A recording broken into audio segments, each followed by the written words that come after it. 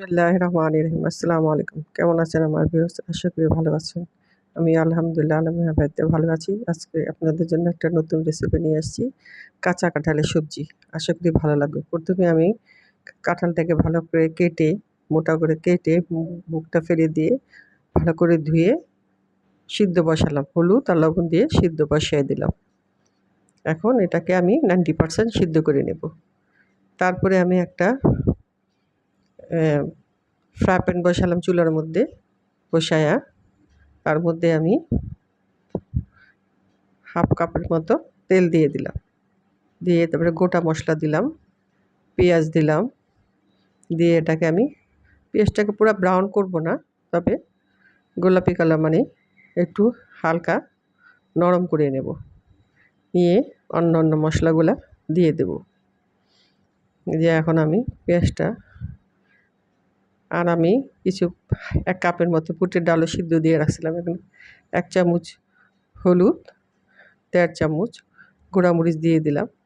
আর আমি বুটের ডাল সিদ্ধ করে রাখছিলাম, সেই সিদ্ধর পানিগুলোও ছিল, সেগুলো আমি ব্যবহার করে নিতেছি। এই যে এখন মশলার মধ্যে দিয়ে দিলাম একটু লবণ, পরিমাণ মতো লবণ, আর গরম মশলা দিয়ে দিলাম। ধনিয়ার গুঁড়া আর গরম মশলা দিলাম। দিয়ে এটাকে ভালো করে কষিয়ে নিব। কষানি খুবই সহজ। আর একটা নতুন রেসিপি এটা। কাঁচা কাঁঠালের আগে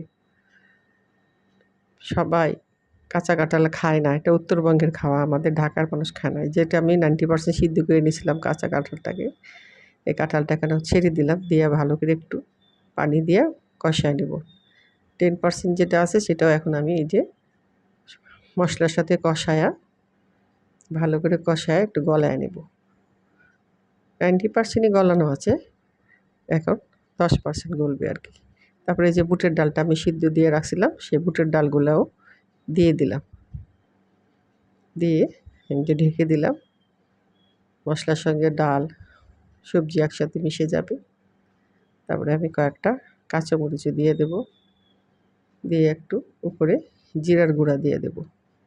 দিয়ে আমি একটু ঢাক দেয়া একটু দমে রেখে দেব। 5-7 মিনিট পরে দেখেন যে কি সুন্দর তেল ভেসে উঠছে। আমি একটু লবণটা দেখে আমি একটা পাত্রে পরিবেশন করে দেখাবো। এই দেখেন,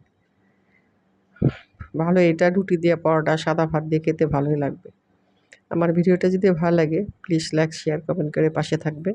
ধন্যবাদ।